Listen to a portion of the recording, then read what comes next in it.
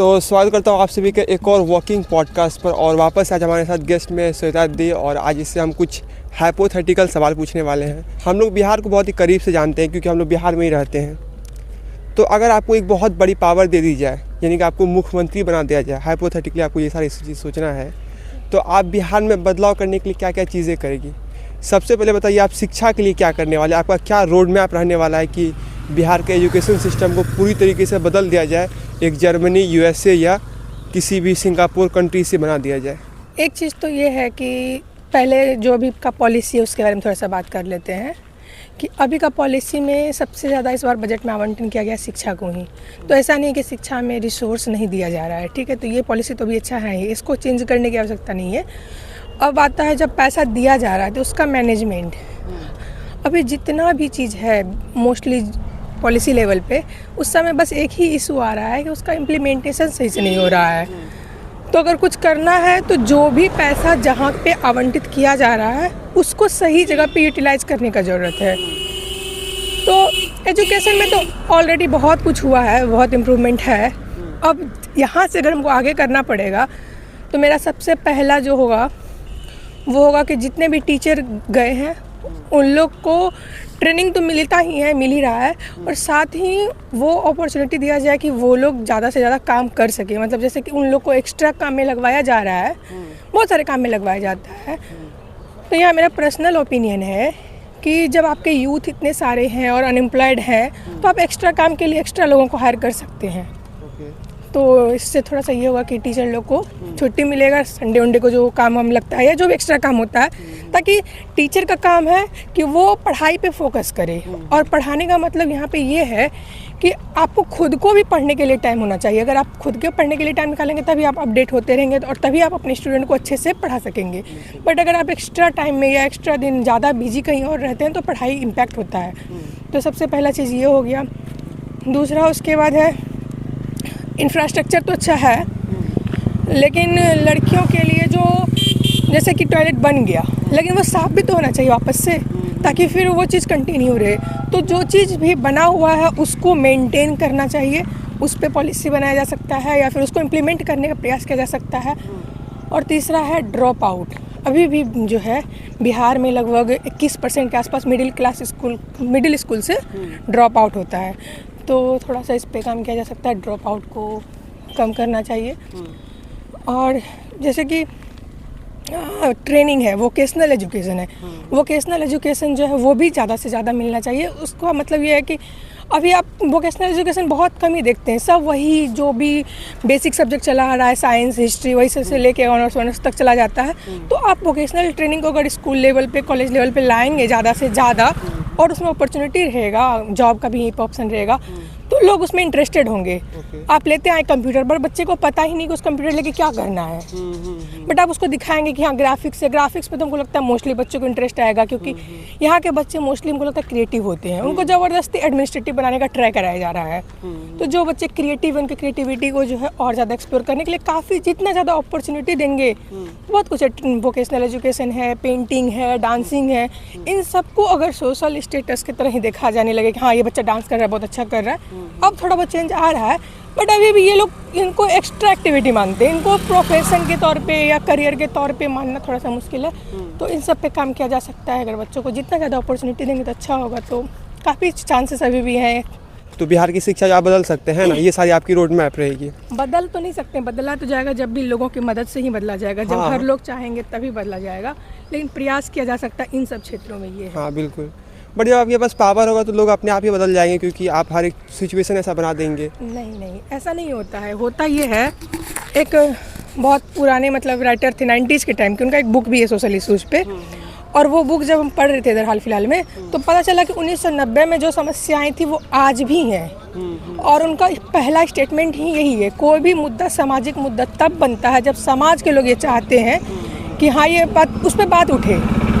अगर सोसाइटी को इंटरेस्ट नहीं है किसी चीज़ पे, लार्ज लेवल पे, मास लेवल पे, जितने भी यहाँ के इंटेलेक्चुअल पीपल हैं, आगे देखें, उनको अगर इसमें इंटरेस्ट नहीं है, ठीक है, कि हाँ ये चीज़ मुद्दा है, इस चीज़ पे बात किया जाना चाहिए, तब तक वो मुद्दा कभी मुद्दा नहीं बन सकता है। सिर्फ पॉलिसी लेवल पे लाने से वो पॉलिसी बन के रह जाएगा। अच्छा। तुम सिंपल देखो ना, एक मोटर व्हीकल एक्ट ही है, इतना अच्छा सिस्टम लाया गया, हेलमेट पहनना है, रोड लाइन को फॉलो करना है, सब कुछ आपकी सुरक्षा के लिए है।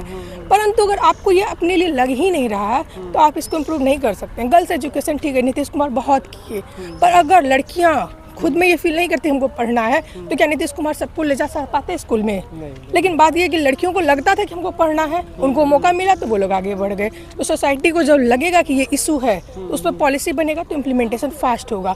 गवर्नमेंट कोई भी पॉलिसी को खुद से इम्प्लीमेंट नहीं कर सकती, वो बस पॉलिसी बना सकती है और ज़बरदस्ती कुछ चीज़ को फॉलो करवा सकती है। बट अगर कोई चीज़ को अच्छे से इम्प्लीमेंट करना है तो उसके लिए सोसाइटी को आगे आना पड़ेगा। और जो भी मेनली पढ़े लिखे लोग हैं वो लोग जब वो काम करेंगे, जिनको समझ है, तो ऑब्वियसली फिर छोटे लेवल भी वो जो है वो मतलब जिन लोगों को कम नॉलेज है, कम पढ़ाई लिखाई किए हुए हैं, तो वो लोग भी फिर उसको फॉलो करेंगे। तो इसीलिए जो पढ़े लिखे लोग हैं उनको आगे आना चाहिए हर एक मुद्दे पे, तभी पॉलिसी फॉलो होगा। बिहार में जो एक लेबर माइग्रेशन बहुत ही चरम सीमा पर पहुंच चुकी है और इस वक्त जो है अभी इलेक्शन भी ख़त्म है और लोग जो है वापस से माइग्रेट कर रहे हैं दिल्ली, पंजाब, जहाँ भी वो काम करते होंगे। तो इसको आप अगर ओवरकम करना चाहेंगे तो क्या आपका रोड मैप रहेगा इसके लिए? लेबर माइग्रेशन जो है वो एक मेजर इशू है और जैसे कि सब बोल रहा है कि यहाँ पे जॉब भी मिला है, तो मेनली बात समझने की यहाँ पे ये है कि लोगों के जो ख्वाब हैं, डिटर्मिनेशन है, इंस्पिरेशन है, बहुत हाई है। वो यहाँ पे मनरेगा मजदूरी की बात नहीं कर रहे। उनको अगर जॉब चाहिए तो वो ये कह रहे हैं कि उनको कोई वाइट कॉलर जॉब चाहिए, मैनेजरियल जॉब चाहिए, एडमिनिस्ट्रेटिव जॉब चाहिए, जहाँ पे कि वो अपना पोटेंशियल दिखा सके, ना कि कोई ऐसा जॉब जहाँ पे कि हम जो है बस मजदूरी करें। लेकिन जब माइग्रेशन की बात करते हैं तो दो तरह का माइग्रेशन यहाँ से हो रहा है। एक होता है ब्रेन ड्रेन वाला, मतलब कि जो कि पढ़े लिखे लोग हैं वो बिहार से बाहर जा रहे हैं, और दूसरा है मजदूर लेवल पे माइग्रेशन, जो कि जो कम पढ़े लिखे लोग हैं, ब्लू कॉलर जॉब वाले हैं, वो मजदूरी करने के लिए जा रहे हैं। तो दोनों का कारण अलग है और दोनों को टैकल भी अलग तरह से किया जा सकता है। अब जैसे कि ब्रेन ड्रेन वाला है, मतलब जो कि पढ़े लिखे लोग जा रहे हैं, वो क्यों जा रहे हैं? वो जा रहे हैं एक बेटर जॉब के लिए। वो जॉब जैसे कि यहाँ पे नहीं है, जैसे अब यहाँ से मोस्टली पीपल कहाँ जा रहे हैं? बेंगलोर जा रहे हैं। क्यों जा रहे हैं? क्योंकि वहाँ आईटी फैक्ट्री है। अगर यहाँ पे आईटी का सेल बना दिया जाए, यहाँ पे वो जो है क्या बोलते हैं, कोडिंग और सॉफ्टवेयर कंपनी जो है उसको लागू किया जाए, डाटा सेंटर यहाँ खोला जाए, तो वो लोग नहीं जाएंगे। फिर कुछ लोग जाते हैं एजुकेशन के लिए। अगर यहाँ बिहार में अच्छा कॉलेज हो, उसके बाद क्या बोलते हैं इंजीनियरिंग कॉलेज, मेडिकल कॉलेज सब यहीं पे हो, तो फिर एजुकेशन के लिए नहीं जाएंगे। और तीसरा जाते हैं बेटर स्टैंडर्ड लिविंग के लिए। अच्छा। स्टैंडर्ड लिविंग का मतलब है कि पॉल्यूशन में जाते हैं ना। पॉल्यूशन तो दिल्ली में बस है। अच्छा। और बाकी सारे जगह पे इतना पॉल्यूशन नहीं है। लेकिन पॉल्यूशन के साथ साथ और भी चीज़ तो है, वहाँ बेटर जॉब है, मोस्टली तो दिल्ली लोग एजुकेशन के लिए ही जा रहे हैं। और उसके बाद है कि क्या बोल रहे थे, दिल्ली लोग जॉब के लिए जाते हैं? नहीं, स्टैंडर्ड लिविंग के लिए। ठीक है, तो स्टैंडर्ड लिविंग का मतलब ये है कि आपका कचरा उचरा ज़्यादा फैला नहीं हो, सिविक सेंस एक अच्छा हो, जो भी है लॉ एंड ऑर्डर अच्छा से हो, मेंटेन हो। उसके बाद हॉर्न वॉर्न के मतलब जितना भी यहाँ पे जो रोड वोड का स्थिति है, जिस तरह से लोग गाड़ी ही चलाते हैं, तो ये सब चीज़ अगर सही से हो।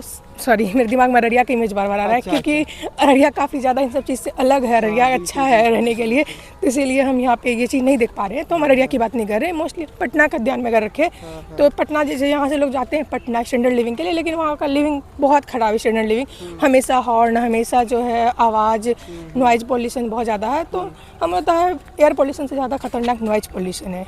इस बात को हम लोग को मान लेना चाहिए, क्योंकि वो मेंटली धीरे धीरे हार्म करता है। और एयर पोल्यूशन से बचने का ऑप्शन भी, आप मास्क वास्क लगा सकते हैं। नॉइज़ पोल्यूशन से बचने के लिए आप बस अपने दोनों कानों को ढक सकते हैं, या फिर और ज़्यादा नॉइज़ क्रिएट कर सकते हैं। तो इसीलिए वो सब चीज़ को ध्यान में रखा जाए। अगर स्टैंडर्ड लिविंग कर दिया जाए तो वो लोग नहीं जाएंगे। तो एजुकेशन, स्टैंडर्ड लिविंग और जॉब, ये तीन चीज़ के लिए जाते हैं वाइट कॉलर जॉब वाले। अब आते हैं मज़दूर सब। तो मज़दूर सब इसलिए जाते हैं क्योंकि यहाँ पे जो है एक तो उन लोगों को वेज बहुत कम मिल रहा है, जो मिलता है। दूसरा वो लोग जाते हैं सीजनल टाइम पे, जैसे कि यहाँ पे अगर खेती वाला काम ख़त्म हो गया तो उसके बाद वो लोग यहाँ बैठ के क्या करेंगे। तो अगर आप यहाँ पे इंडस्ट्री खोल दीजिए, यहाँ पे आप इंफ्रास्ट्रक्चर क्रिएट करने लगिए, तो वो लोग को यहीं पे काम मिलने लगेगा। आप ये बात समझिए, घर से दूर कोई नहीं जाना चाहता है, अपने मर्जी से खुशी खुशी कोई नहीं जाता है, तो बस जा ही रहा है। तो ऑप्शन की कमी है, तो वो ऑप्शन यहाँ पे क्रिएट किया जाए। और जितने भी इशू है यहाँ पे वो सब एक दूसरे से इंटरलिंक है। तो अगर आप एक चीज़ को ऐसे टैकल करेंगे तो धीरे धीरे सारा चीज़ जो है टैकल हो जाएगा, बट कहीं ना कहीं से शुरू करना पड़ेगा। और वो मोस्टली जो है फिर वही बात आ जाएगी कि लोग अवेयर हैं, लोग चाह रहे हैं, लोग कर प्रेशर डालेंगे। तो गवर्नमेंट बहुत सारा पॉलिसी बनाई हुई है, अभी इन्वेस्टमेंट के लिए कितना सारा पॉलिसी लाई है, उसके बाद एंटरप्रेन्योर बनाने के लिए बात कर रही है। बट लोगों में भी तो ये होना चाहिए ना कि हाँ, इस चीज़ को हम थोड़ा सा जाने समझे कि हाँ सच में क्या पॉलिसी है, नहीं है। अभी 10,000 रुपये सारी महिलाओं को मिला हुआ है। सब चाहे तो MSME खोल सकती है, छोटा छोटा काम कर सकती है, अचार बना सकती है, यहाँ पे तो किसी चीज़ का कमी नहीं है। उसके बाद बाकी चीज़ें भी कर सकती है, पहले जैसे बनाती थी, बड़ी बनाती थी, अचार बनाती थी, क्या क्या करती है, सुपा उपा जो भी सब जो भी बनाना है आपको, जो भी MSME वाला काम है वो आप कीजिए। यहाँ से आप लोकल लेवल पे भेजिए, दुकान को भेजिए, सप्लाई चेन बनाइए अपना, फिर वो बड़े लेवल पे जाएगा। तो इस तरह से किया जाएगा तो दूर हो जाएगा माइग्रेशन का इशू। ओके, बहुत ही अच्छा आपने डिटेल में बताया है। और अब जो है मैं बताना चाह रहा हूँ कि हमारा जो बिहार है वो 3-4 राज्य, 2 राज्य और एक जो है हमारे देश से भी बॉर्डर शेयर करता है। तो क्या लगता है आपको, ये अपॉर्चुनिटी है या कोई इसमें इशू है? क्योंकि कई बार जो होता है हमारे बिहार में शराबबंदी है, बट वहाँ से लोग जो है शराब लेकर आते यहाँ बेचते हैं। तो आप इसे कैसे देखते हैं इस चीज़ को? अगर ये बाउंड्री की बात करें तो सिंपल सी बात है, घर है तो बाउंड्री होगा ही, और बाउंड्री है तो किसी न किसी से हटेगा ही। तो ये एक इशू तो नहीं हो सकता है इस तरह से कि हाँ। अब रहा बात कि कुछ चीज़ें यहाँ पे बंद है और वो बाहर से आ रहा है, एक जैसे कि मेन बात शराब का ही है। तो शराब अगर आ रहा है तो वहाँ पे जो कस्टम है उस पे काम करना चाहिए। वहाँ भी फिर जो है थोड़ा सा एडमिनिस्ट्रेटिव मतलब क्या बोल सकते हैं, पॉलिसी का ज़रूरत है और इम्प्लीमेंटेशन का ज़रूरत है कि अब अगर ट्रांस बाउंड्री कुछ हो रहा है, चाहे आपका तस्करी हो रहा है या फिर कोई लोग आ रहे हैं जो अवैध रूप से घुस रहे हैं और यहाँ पे आके फिर आपका जॉब ले रहे हैं। वैसे बिहार में तो मोस्टली उत्तर प्रदेश के लोग तो जॉब्स के लिए टीचिंग के अलावा नहीं आएंगे, मजदूरी करने तो नहीं आएंगे, सॉरी। तो बाकी और किसी भी चीज़ के अगर ले रहे हैं तो अवैध तरीके से अगर आपके नेपाल से आ रहे हैं मेनली, और या फिर अगर बांग्लादेश होते हुए, बंगाल होते हुए फिर आ जा रहे हैं, तो इन सब चीज़ों को टैकल किया जाएगा तो ठीक है। बाकी हमको नहीं लगता इससे ऐसा कुछ खास इशू है, बस थोड़ा बहुत है तो वो आपका वो बॉर्डर पे ही वो चीज़ को हैंडल किया जा सकता है। अपॉर्चुनिटी क्या क्या हो सकती है मेनली? अपॉर्चुनिटी इससे सटे होने से क्या अपॉर्चुनिटी हो सकता है? आप एक बिहार का मुख्यमंत्री, आप बता सकते हैं ये बात हो रहा है क्या क्या अपॉर्चुनिटी तो तभी होगा, वो भी होगा तो उसमें बाउंड्री का कोई रोल नहीं है हमको लगता है। जैसे कि अब हमको यूपी से डील करना है, कोई सामान करना है, तो गवर्नमेंट मिल के ऐसा एग्रीमेंट करेगी कि हाँ हमको यहाँ से कोई सामान ट्रांसफ़र करना है, उधर से कुछ लाना है, तो वो हो सकता है। और जो अगर बिना ऐसे परमिशन के हुआ तो वो अवैध हो जाएगा, इलीगल है, तो वो इशू हो जाएगा, वो फिर अपॉर्चुनिटी रहेगा ही नहीं, चाहे वो किसी भी तरह से। उसमें रेवेन्यू भी नहीं मिलेगा हम लोग को, फिर बाकी GST IGST वो सब का भी दिक्कत होगा। तो वो अपॉर्चुनिटी तो नहीं कहा जा सकता कि सिर्फ बाउंड्री सटा हुआ है किसी राज्य से, और वो राज्य ऐसे अगर होते कि जो बहुत ज़्यादा, जैसे मुंबई है जहाँ पे बहुत ज़्यादा अपॉर्चुनिटी बगल में है, तो हम लोग यहाँ से जाएंगे आसानी से, तो हमारे बगल अगल के राज्य का भी वही हाल है जो हमारा है। अच्छा। पड़ोसी भी हमारे जैसे ही है, तो उनसे कुछ बहुत ज़्यादा लाभ तो नहीं मिलने वाला है। ऐसा कुछ जो भी होगा वो इशू ही होगा, जहाँ तक हमको लगता है। मैं भी हम गलत भी हो सकते हैं। अच्छा, बिहार में जो है करप्शन वो चरम सीमा पर है अभी, चाहे वो कॉन्ट्रैक्टर हो, चाहे वो अधिकारी हो, कर्मचारी हो, मतलब हर जगह जो है बहुत ही भ्रष्टाचारी है। लोग बिना काम पैसे के कोई भी काम नहीं करते हैं। तो इसे आप किस नज़रिए से देखते हैं और इसे आप टैकल करने के लिए क्या आपका रोड मैप रहने वाला है? करप्शन एक मेजर इशू है और हमको लगता है ये उस घुन की तरह है जो किसी भी फर्नीचर को ख़राब कर सकता है। कितना भी सुंदर फर्नीचर है उसको ख़राब कर सकता है। तो इसको टैकल करना इम्पॉर्टेंट है। अब जहाँ तक हमको याद आ रहा है, शायद सबसे कम करप्ट कंट्री अगर कोई है तो जापान है शायद। और उसका मेन रीज़न ये है कि वहाँ के लोगों से अगर पूछा जाए कि आपको करप्शन कैसा लगता है, तो वो कहेंगे कि सबसे ख़राब चीज़ है। जैसे कि आप किसी भी गलत काम करने वाले को जिस नज़रिए से देखते हैं, वहाँ पे करप्ट लोगों को उसी नज़रिए से देखा जाता है। अब आते हैं अपने बिहार की बात करते हैं। पूरे इंडिया का यही हाल है, मेनली बिहार की बात कर रहे हैं। तो अब यहाँ पे अगर तुम किसी लोग से पूछो कि भैया आपको करप्शन कैसा लगता है, तो उनका फर्स्ट ओपिनियन होगा ये तो हो भी करता है। हाँ। तो जब होबे करता है तो होते रहेगा। अच्छा। जिस दिन आपको लगेगा कि ये नहीं हो सकता, ये कैसे हो सकता है, ये किसी का अधिकार ख़त्म कर रहा है, किसी का जो राइट किसी और को दे रहा है, तो यहाँ पे हर लोग एक लेवल पे करप्ट है। हर लोग जिसको मौका जहाँ मिलता है वो जो है अपना अपॉर्चुनिटी ढूंढने का प्रयास करते हैं। सिंपल सा कोई लोग बोलेगा कि अरे 10 रुपये देकर काम हो गया ना, काम होने से मतलब है, समय तो बचा। कुछ लोग बोलेंगे जान पहचान है तब ना, वो भी तो सबका नहीं होता है। सबके पास एक्सक्यूज है। अगर तुमको करप्शन सच में ख़त्म करना है तो तुमको कोई ऐसा क्रांति लाना पड़ेगा, कोई ऐसा रिवॉल्यूशन सोसाइटी लेवल पे लाना पड़ेगा जिसमें कि लोग जो है अगर यदि करप्ट लोगों को ख़राब नज़र से देखने लगे। यहाँ सोचो ना, बड़े से बड़े लोग जो है अच्छा खासा पैसा से गलत काम कर रहे हैं, ट्रांसफ़र इधर उधर कर रहे हैं, और अगर वो पकड़ा भी जा रहे हैं तो उनका ट्रांसफ़र हो रहा है एक जगह से दूसरी जगह, एक जगह से दूसरी जगह, थोड़े दिन के लिए जो है सस्पेंड किया जाता है और वापस से फिर उनको काम पे लेते आ जाता है। और बाकी सोशल स्टेटस में उनका कोई कमी नहीं होता, क्योंकि सोसाइटी के लोग यहाँ पे ये एक्सेप्ट कर के चुके हैं दिमाग में कि हाँ, करप्शन जो है वो जब तक सिस्टम में तब तक करप्शन है। और अगर करप्शन की ख़त्म की बात करोगे तो फिर उन लोग का मेनली रिस्पॉन्स ये होता है कि प्राइवेट कर दो सब कुछ, करप्शन खुद ब खुद ख़त्म हो जाएगा। मतलब सिस्टम ही हटा दो। बट वो लोग ये भूल जाते हैं कि ये सिस्टम ही है जो कोरोना काल में जो है लोगों को बचाया था। जब आपको कहीं मौका नहीं मिलेगा ना, ये सिस्टम ही आपको मौका देगा।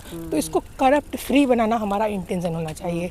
अब एज ए मतलब अगर हम पॉलिसी मेकर हैं या फिर अगर हम जो है एडमिनिस्ट्रेशन में हैं या मुख्यमंत्री हैं तो हम क्या कर सकते हैं? पर्सनली और प्रैक्टिकली बस इतना ही पॉसिबल है कि हम अपने लेवल पे ना लें। जैसे कि मेरा एक फ्रेंड है, जहाँ तक पता, उसको छोटी सी चीज़ के लिए, किसी भी चीज़ में जहाँ पे कि उसका कोई पैसा नहीं बनता था, उसको सेंटर से स्टेट में अपना जो है वो पेंशन फंड वाला जो होता है, सैलरी वाली जहाँ मिलता है, वो ट्रांसफ़र करना था अकाउंट, एम्प्लॉयमेंट अकाउंट जो है, और उसके लिए उससे पैसा चार्ज किया गया। जबकि वो सिस्टम में जा चुका था, फिर भी उससे मांगा गया। तो फिर उसके पास कोई ऑप्शन नहीं था, वो उसमें बोलता है तो फिर उसका नहीं होता काम। और कोई भी आदमी नहीं चाहता कि उसका काम लेट हो, फिर बार बार जाना आना पड़े, तो वो मजबूरी में दिया। तो फिर हमको थोड़ा सा ऐसा था कि तुम फिर ऐसे ले कैसे सकते हो? तो उसका ये कहना था कि लेकिन हम किसी से नहीं लेंगे। अच्छा। और मेरे तरफ से बस यही प्रयास किया जा सकता है कि हम ना ले और ना दे। अच्छा। हो सकता है बहुत जगह ऐसा होगा जहाँ पे नहीं देंगे तो फिर काम होगा ही नहीं, तो हो सकता है वहाँ देना पड़ जाए। लेकिन जब तक सोसाइटी अगर नहीं चाहेगी तो करप्शन भी नहीं खत्म किया जा सकता किसी एक आदमी के चाहने से। अच्छा। हाँ, लेकिन एक आदमी अगर चाह ले, वो सबको जागरूक करे, समझाए, इसको ही अपना ज़िंदगी का मुहिम बना ले, तो शायद 10-15 साल में ख़त्म हो जाए। वो भी शायद ही, क्योंकि यहाँ के लोगों को करप्शन जितना पसंद है हर एक चीज़ों में, तो चांसेस तो बहुत कम है। पर फिर भी ऑप्टिमिस्टिक रहना है, एक दिन ज़रूर ख़त्म होगा। अच्छा। नहीं, मतलब एक एग्जांपल मैं आपको दे रहा हूँ। हाँ। कि मुंबई लोकल ट्रेन में पहले लोग जो टिकट नहीं कटाया करते थे, तो वहाँ का गवर्नमेंट इस बात से बहुत परेशान हो गए थे, क्योंकि ऑब्वियसली इतना खर्च हो रहा है बट लोग टिकट नहीं कटा रहे, और इतना बहुत ही वहाँ भीड़ रहती है, तो ऐसे एक एक आदमी का चेक भी नहीं किया जा सकता था।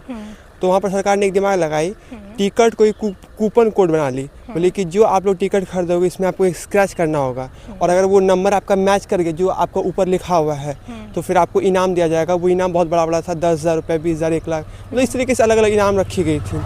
तो उससे क्या हुआ ना कि 95% जो लोग हैं वो कटाने लग गए टिकट, और इससे जो गवर्नमेंट को बहुत ही प्रॉफिट भी हो रहा है, और इनाम जो बहुत उसका एक छोटा सा हिस्सा दिया जा रहा है अभी तक। हाँ, अभी तक। तो ये एक जो है बहुत ही अलग तरीके से सोचा गया गवर्नमेंट के द्वारा। तो मैं वही पूछ रहा हूँ कि आप ऐसा क्या आउट ऑफ बॉक्स सोचिएगा जो बिहार में करप्शन जो वो ओवरकम हो सकती है? तो देखो, यहाँ पे जब तुम बात की तो यहाँ पे एक स्पेसिफिक बात की, एक मेट्रो ट्रेन का, तो फिर वो डिफरेंट लेवल पे किस तरह का करप्शन है, कहाँ पे है। अगर हम बोलेंगे कि सबसे हमको ज़्यादा करप्शन तो अभी इसमें लगता है, क्या बोलते हैं, ट्रांसपोर्टेशन वाला में हो रहा था, जो क्या बोलते हैं, ये जो आपका सिग्नल विग्नल देख के रेड क्रॉस करना, या ऐसे रेड लाइन क्रॉस करना, या फिर रेड लाइट क्रॉस करना, पता नहीं जो भी कहते हो। और फिर नेक्स्ट है कि आपका जो है बिना हेलमेट के चलाना, तो जितना भी चालान कट रहा था उसमें काफ़ी ज़्यादा करप्शन है। और जब उसमें फ़ी बढ़ाया गया कि लोग जो डर के करेंगे, तो उसमें और ज़्यादा करप्शन का चांस बढ़ गया। तो फिर उसके लिए फिर हम लोग जो है एक वो लाए, क्या बोलते हैं, ऑटोमेटिक वाला जो है चालान कटता है अब, जो खुद ही जो है सॉफ्टवेयर। हाँ, अगर इस तरह से अगर सिस्टम लेवल पे हर एक छोटा छोटा जगह देखे, तो अगर बहुत ज़्यादा सॉफ्टवेयर का यूज़ करने लगे जहाँ पे ह्यूमन इंटरफेयर कम से कम हो जाए, तो फिर इस चीज़ को आप टैकल कर सकते हैं। लेकिन वो स्पेसिफिक सिचुएशन होगा कि किस सिचुएशन की आप बात कर रहे हैं, उसको उस तरह से डील किया जा सकता है। ऑन ए लार्जर बेसिस हर जगह एक चीज़ अप्लाई नहीं हो सकता है, तो इसीलिए तो बिहार में जो हमारे सीमांचल रीजन है इसमें बाढ़ एक बहुत बड़ी समस्या है, और जो कोसी है वो हमारे बिहार का कर्ज भी कहा गया है। तो बिल्कुल, तो अगर आप जो है इस बाढ़ को ओवरकम कर सकते हैं तो आप क्या किस तरीके से करेंगे, क्योंकि यहाँ के लोग जो बहुत ही परेशान हैं, आए दिन जो है लोगों के क्या गांव पूरे बह जाते हैं, तो इसको आप कैसे क्या कर सकते हैं? सबसे पहले बाढ़ का कारण समझते हैं। बिहार का जो स्थिति है वो हिमालय के जस्ट जो है सबसे लोअर पार्ट में मतलब जो नदी जो आती है पहाड़ों पे से, तो सबसे लास्ट में यहाँ से होते हुए जाती है, आगे बढ़ती है। तो यहाँ तक आते आते उसके पास बहुत सारा गाद जमा हो जाता है, और उसकी वजह से क्या होता है कि जितना नदी है वो सब थोड़ा सा मतलब भर जाती है, उसका जो डेप्थ होता है वो ऊपर उठ जाता है, उसकी वजह से उसका पानी जो है ओवरफ्लो होता है, जिससे बाढ़ आ जाता है। तो अगर डिसिल्टेशन का काम किया जाए, जो गाद है उसको हटा दिया जाए, ठीक है, तो नदी की गहराई वैसे ही रहेगी। तो इस चीज़ से, और ये चीज़ को पढ़ते हुए दिमाग में ये ख्याल आया था कि कितना अच्छा हम लोग के गांव में, जब हमको याद आता है कि हम लोग देखते थे मट्टी लोग काट काट के, मतलब अंदर से जो है उसका नदी का मट्टी, वो तट वाला मट्टी नहीं, बगल वाला जो मट्टी काट के ले जाते हैं वो नहीं, नदी से मट्टी जो है लोग सब लेके जाते थे और अपना घर वर साटते बांटते थे। कितना अच्छे से वो जो है डिसिल्टेशन का काम हो रहा था। तो वैसा अगर बड़े लेवल पे किया जाए, डिसिल्टेशन हो जाए, तो नदी का पानी ओवरफ्लो नहीं होगा, पहला बात हुआ। दूसरा आता है डैम, और डैम जो है वो जितना भी बनाया गया है वो एक बार बना दिया जाता है, और उसका जो भी पक्का डैम नहीं बनता है, सारा कच्चा ही मोस्टली होता है, ये जो भी है, तो उसका मेंटेन नहीं किया जा रहा है। तो एक अच्छा डैम जो मजबूत हो और जिसका हमेशा मेंटेन किया जाए कि अगर वो ख़राब हुआ तो फिर उसको जो भी रिकन्स्ट्रक्ट करना है उस पर काम किया जाए। तीसरा है कि इसका क्षति को रोका जा सकता है, जैसे कि आप लोग अगर तट पे ही घर बना लेंगे तो जैसे ही थोड़ा सा भी बाढ़ आएगा तो वो नुकसान पहुंचाएगा। तो अगर वहाँ पे तट पे ऐसा कोई घर नहीं बना के बाहर मतलब थोड़ा सा डिस्टेंस मेंटेन करते हुए कितना आ सकता है वो होता है। चौथा है कि बीच बीच में जो वो बनाया गया है, फरक्का का डैम भी बना है, तो जिसके वजह से क्या हो रहा है कि मतलब सिल्टेशन की मात्रा और ज़्यादा यहीं पे रुक जा रही है। तो उस मतलब यही है 3-4 चीज़ है कि डिसिल्टेशन नहीं किया जाए, तट पे जो है डैम को अच्छे से बनाया जाए, और एक जैसे बाढ़ आने के बाद हम लोग सॉल्यूशन ढूंढते क्या करें, तो उसको आने से पहले ही ये बात प्रिपेयर है कि पानी बढ़ रहा है तो उसको किस तरह से पानी को कहाँ चैनलाइज किया जा सकता है, वाटर को घुमाया जा सकता है, जो जहाँ पे पानी की कमी है वहाँ पहुँचाया जा सकता है। तो ये सब चीज़ करे तो बाढ़ कम किया जा सकता है। ओके, ख़त्म तो नहीं किया जा सकता है। मतलब आप कह रहे हैं कि कोई भी सरकार आ जाए बाढ़ को यहाँ ख़त्म नहीं कर सकते, यहाँ पर लोग जो है नदी में पानी की मात्रा को ख़त्म नहीं किया जा सकता, पानी तो आएगी ही, उसको कम किया जा सकता है कि वो फैले कम से कम। हाँ, और लोगों को कम से कम नुकसान पहुँचाइए। आपको पता है जापान में जो एक ऐसा डैम बना दिया गया, पूरा पानी का रुख को चेंज कर दिया गया, तो आपको नहीं लगता बिहार में भी ऐसा कुछ हो सकता है? हाँ, तो किया तो जा सकता है, लेकिन तो मतलब चैनलाइज करने के लिए आप जो है बहुत बड़े लेवल पर नहीं सोच पा रहे इस चीज़ को? बहुत बड़े लेवल पर मतलब पानी की जरूरत हम लोग को भी है ना। हाँ, ये बात भी है। ऐसा थोड़ी कि पानी हम लोग को किसी और को दे देंगे तो फिर उसके बाद हम लोग का खुद का जरूरत को क्या होगा। पानी यहाँ की जो लाइफ लाइन है, और क्या कहता है, बाढ़ अगर थोड़ा मोड़ा जैसे कि पहले गाँव में आता भी है तो लोग खुश होते हैं कि बाढ़ में हमेशा नया मिट्टी आता है। तो बाढ़ का आना बहुत बुरा चीज़ नहीं है। बाढ़ इन द सेंस कि नदी से पानी का फैलाव बाहर हो जाना, इसको हम बाढ़ कह सकते हैं। तो ये कोई बहुत बड़ा चीज़ नहीं है। बात ये है कि उससे नुकसान क्या हो रहा है। अगर घर टूट रहा है या बर्बाद हो रहा है, अगर खेतों में पानी आ रहा है नदी से और वहाँ पे नई मिट्टी भी ला रहा है, या उस मात्रा में नहीं, बहुत ज़्यादा पानी वैसा नहीं है, मतलब इतना मिट्टी नहीं आ गया कि अब गेहूँ का फसल ही बर्बाद हो गया, धान का फसल ही बर्बाद हो गया, तो वो अच्छा है। असम में बाढ़ आता हर बार, और हर बार जो कि वो जो रैना सर वाला वो काजीरंगा का जो राष्ट्रीय उद्यान है उसमें जितना वो लोग का पॉटी वॉटी होता है सब लेके चला जाता है। तो अच्छा है, बट उसका इम्पैक्ट अगर बहुत ज़्यादा हो रहा है तो फिर उसको कम करने का प्रयास करना चाहिए, ना कि ऐसा कि पानी ही नहीं है, नदी का सारा पानी जो है दूसरे साउथ में भेज देते हैं, तो उससे कोई मतलब नहीं बनता है। तो बस दोस्तों, आज की वीडियो में इतना ही। आई होप कि आपको पसंद आएगा, और आप किस टॉपिक पर जो है इस तरीके से वॉकिंग पॉडकास्ट चाहते हैं आप मुझे कमेंट करके बताना। मैं डेफिनेटली उस पर बनाऊँगा और नए नए गेस्ट को लाऊँगा। तो बस आज की वीडियो में इतना। Thank you so much for watching. तब तक के लिए गुड बाय। मिलते हैं किसी नेक्स्ट वॉकिंग पॉडकास्ट पर।